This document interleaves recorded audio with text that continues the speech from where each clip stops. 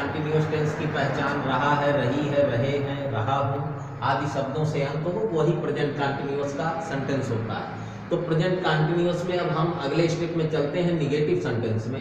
तो negative sentence को हिंदी में हम नकारात्मक वाक्य कहते हैं। ऐसे वाक्य जिनमें नहीं शब्द, नहीं, नॉट मतलब नहीं वर्ड्स का यूज अक्सर हुआ करता है।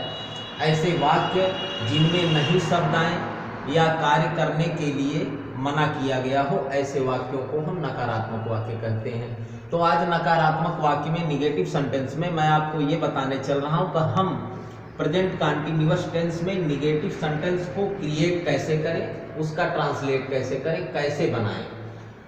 तो स्टूडेंट्स, आगे मैं आपको बता रहा हूँ कि प्रेजेंट कंटिन्यूअस टेंस में निगेटिव सेंटेंस का ट्रांसलेशन करने के लिए, अनुवाद करने के लिए पिछले सभी टेंस के सभी, जैसे आपने इंडेफिनिट में आपने निगेटिव सेंटेंस बनाया है या किसी भी टेंस में आप निगेटिव बनाते हैं, तो एक ही रूल होता है कि निगेटिव सेंटेंस क्रिएट करने के लिए हम वाक्य में सहायक क्रिया, हेल्पिंग वर्ब जो होती है, उसके तुरंत बाद जो है नॉट का यूज कर देते हैं।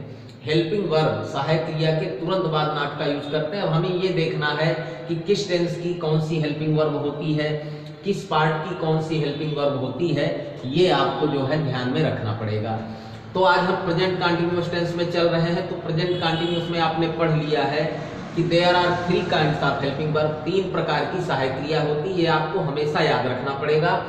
फर्स्ट है आपका इज, सेकेंड एम और थर्ड आपका आर होता है।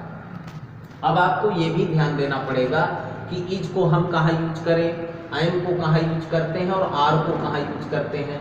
तो आपने पढ़ लिया है कि इज को singular number subject he, she, it, any name के साथ, आई के साथ केवल एम को और वी, यू, दे के साथ आप आर का यूज करते हैं।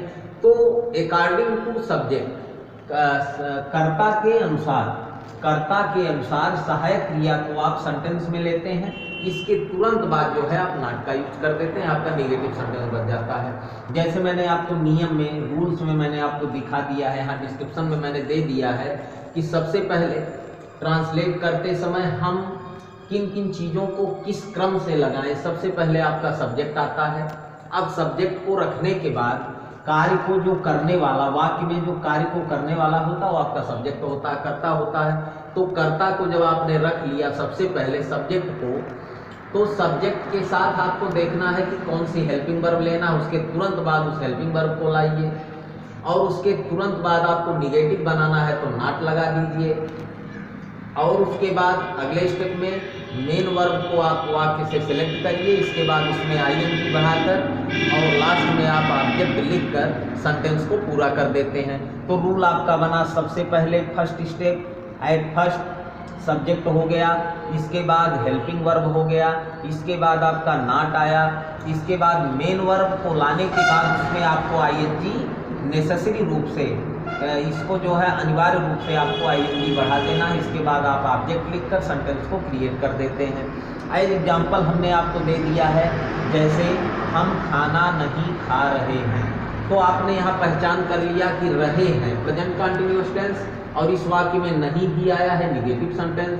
तो आप तुरंत बनाइए। आप यहाँ सब्जेक्ट लीजिए, सब्जेक्ट आपका हम है तो आपने वी लगा दिया, वी के साथ आप आर लगाते हैं तो आपने हेल्पिंग वर्ब आर ला दिया, इसके बाद नॉट लगाकर, और खाना खाने की क्रिया है तो ईट में आईएनजी आपने बढ़ा दिया, आपका हो गया ईटिंग।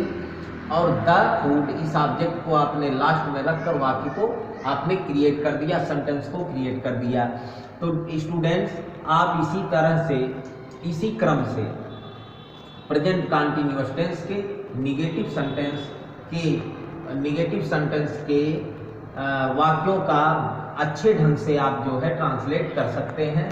और सारी चीज़ें इसमें आपको डिस्क्रिप्शन में दर्शाई गई हैं। तो अगला स्टेप अब आपका आएगा इंट्रोगेटिव सेंटेंस। अगले वीडियो में हम आपको प्रेजेंट कंटिन्यूअस टेंस के इंट्रोगेटिव प्रश्नवाचक वाक्य के बारे में बताएंगे। अभी तक के लिए निगेटिव सेंटेंस से संबंधित रिलेटेड जितने भी रूल थे हमने आपको बोर्ड के माध्यम से दिखा दिया है।